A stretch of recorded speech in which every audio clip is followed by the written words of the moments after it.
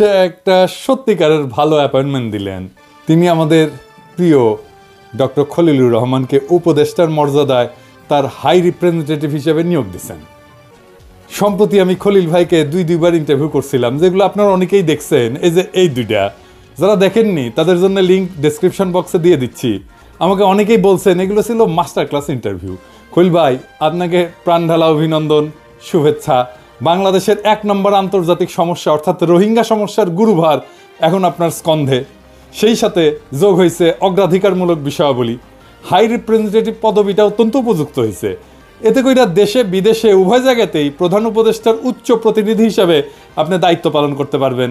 এই বিশাল দায়িত্ব পালনে সূক্ষ্ম এবং জটিল কূটনৈতিক দক্ষতা এবং ব্যাপক জাতীয় এবং আন্তর্জাতিক অভিজ্ঞতার প্রয়োজন। আপনারা সবাই বুঝতেছেন। এর শতভাগ আপনার আছে খলিল ভাই।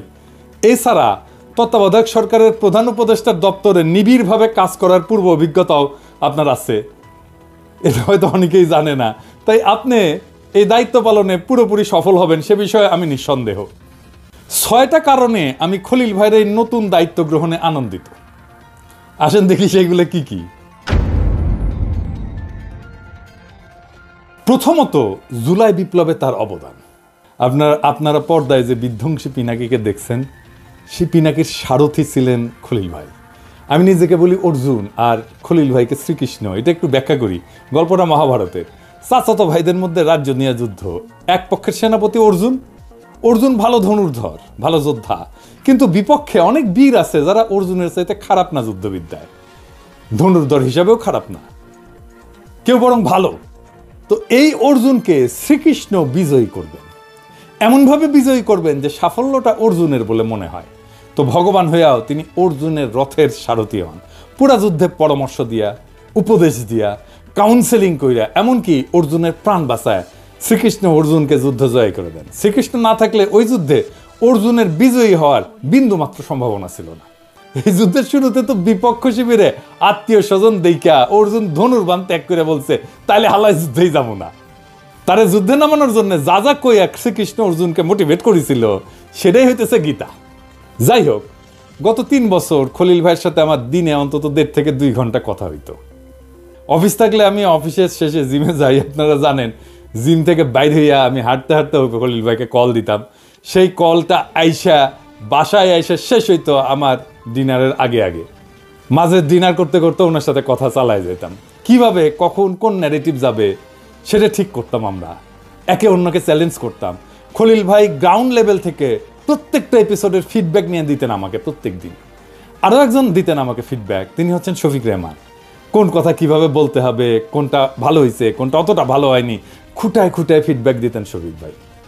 সেজন্যই আমার এপিসোডগুলো দিনে দিনে মান বাড়ত। আমার মতো মাথা গরম মানুষকে মাথা ঠান্ডা করে শিখিয়েছেন খলিল ভাই, আইডিয়া দিয়া, উপদেশ দিয়া। সর্বোপরি ফ্যাসিবাদ নির্মূলের আশার প্রদীপটা নিরন্তর জ্বালায় রেখা তিনি আমার পাশে ছায়ার মতো থাকছেন সবসময়। তার সঙ্গে যে সব বিষয়ে আমার মতের মিল হয়েছে তা কিন্তু না, কিন্তু ভিন্ন মতকে সম্মান দেখানোর একটা অসাধারণ গুণ খলিল ভাইয়ের আছে, যেটা আমি অনেকের মধ্যে দেখতে পাই না। ফ্যাসিবাদের পতনের ঠিক আগে তার কাছ থেকে একটা দারুণ আইডিয়া পাই। আমি সাথে আইডিয়াটা প্রফেসর ইউনূসের সাথে শেয়ার করি। জাতিসংঘে একটা কাজ, যেটা প্রফেসর ইউনূস আমার অনুরোধে করছিলেন, আর খলিল ভাই জাতিসংঘে ওনার সাবেক সহকর্মীদের মাধ্যমে ফলো আপ করেছিলেন। সেটা গণখুনি হাসিনার দ্রুত পতনের পিছনে ওই কাজটার একটা ভূমিকা ছিল, ছোট হোক বড় হোক। দ্বিতীয় কারণটা হচ্ছে খলিল ভাইকে সরকারে নিয়ে প্রফেসর ইউনূস মেধার প্রতি তার অঙ্গীকার ব্যক্ত করলেন। বাংলাদেশের প্রথম রেগুলার বিসিএস পরীক্ষায় খলিল ভাই প্রথম হয়েছিলেন।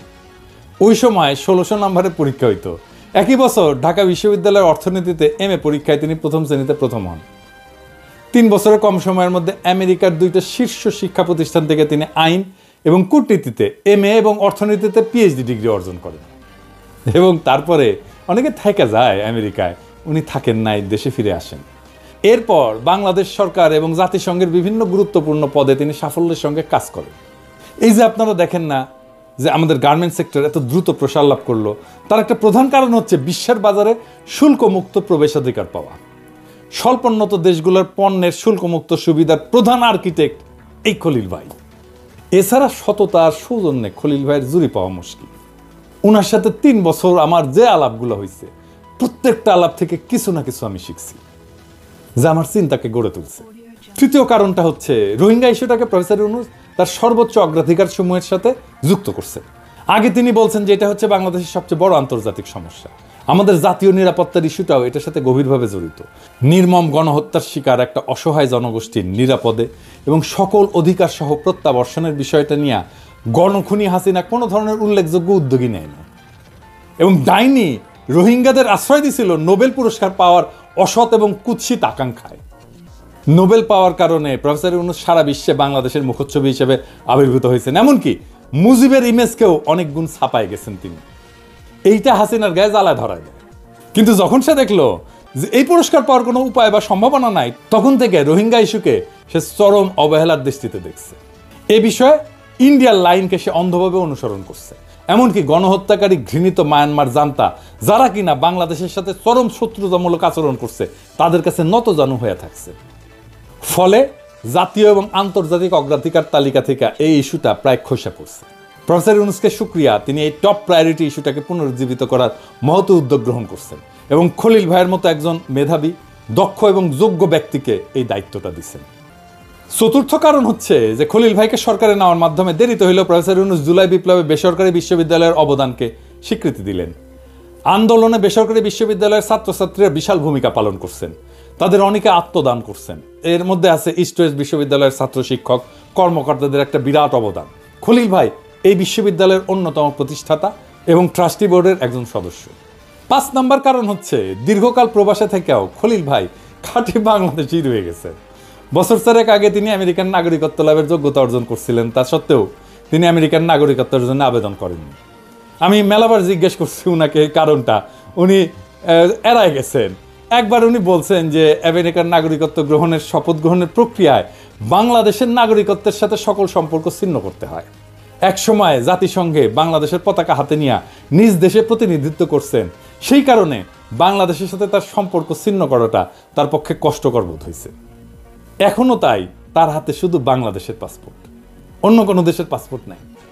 আর শেষ কারণটা হচ্ছে যে খলিল ভাইয়ের সাথে আমার সাম্প্রতিক 2টা টক শো, মানে যেটাকে আমি শ্যাডো ক্যাবিনেট বলছিলাম, সেটা খুব পপুলার হয়েছিল। আমার শ্যাডো ক্যাবিনেট থেকে একজন এক্সপার্ট ক্যাবিনেটে যাইতেছে।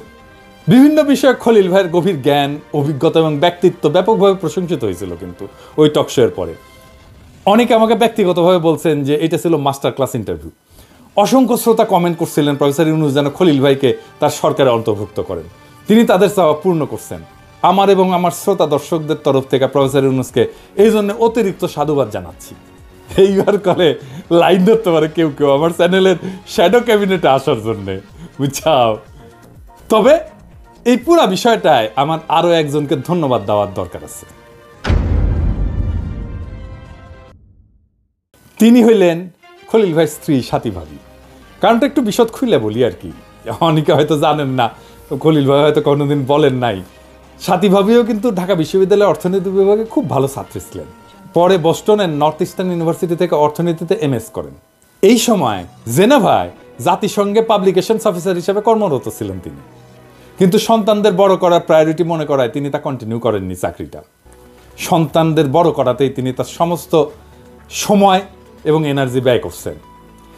খলিল ভাইয়ের 2 কন্যা, বড় মেয়ে আমার পেশার মানে কলম্বিয়া এবং হার্ভার্ড ট্রেন ডাক্তার এবং নিউ ইয়র্কের সবচেয়ে বড় হসপিটাল চেনের নিউরোক্রিটিক্যাল কেয়ারের পরিচালক। ছোট মেয়ে জর্জটাউন বিশ্ববিদ্যালয় থেকে আইনে ডক্টর জুরিস ডিগ্রি লাভ করে ওয়াশিংটনে একটা বৃহৎ আইন প্রতিষ্ঠানের পার্টনার। আমেরিকায় আইন পেশার এটা খুব উঁচু একটা পদ। খলিল ভাইয়ের বড় মেয়ে, তার স্বামী, তার 2 সন্তান নিয়ে খলিল ভাইদের সাথে কানেকটিকাটের গ্রিনিচ শহরে থাকেন। আমেরিকায় বাবা মায়ের সাথে অ্যাডাল্ট সন্তানদের সাথে থাকাটা কিন্তু খুবই বিরল। নাতি নাতনিরা তাদের প্রিয় নানাকে অনিচ্ছা সত্ত্বেও ঢাকায় যাইতে দিছেন, কিন্তু নানিকে তারা কিছুতেই ছাড়বে না। ফলে সাথী ভাবিকে আমেরিকায় থেকে যেতে হচ্ছে। ভাবি, আপনাকে ধন্যবাদ এই সাময়িক বিরহ দশা মেনে নেওয়ার জন্যে। আপনি দুশ্চিন্তা করবেন না ভাবি, ঢাকায় খলিল ভাইয়ের অনেক শুভানুধ্যায়ী আছেন যারা ভালোভাবে খলিল ভাই টেক কেয়ার করবেন। আর এছাড়া আমার ক্ষুদ্র ভ্রাতা ভগিনীরা তো আছেই, তারা তো জানলো খলিল ভাই পিনাকি দাদার গুরু। তাইলে খলিল ভাই যেইখানে যাবেন সেখানেই আমার ক্ষুদ্র ভ্রাতা এবং ভগিনীরা উনার কাছে আসবেন এবং উনার টেক কেয়ার করবেন। প্রফেসর ইউনূস এবং তার সরকারের একটা কিন্তু বড় লাভ হইল খলিল ভাইয়ের মতো একজন মেধাবী, দক্ষ, অভিজ্ঞ, সৎ এবং সত্যিকারের সজ্জন একজন কলিগকে পাইয়া। অন্যদিকে আমার কিন্তু একটা বড় অসুবিধা হইল আর কি, মানে খলিল ভাই খুবই কঠোরভাবে নিয়ম কানুন মেনে চলার লোক আর কি, উনি কোনোভাবে এদিক ওদিক করবেন না।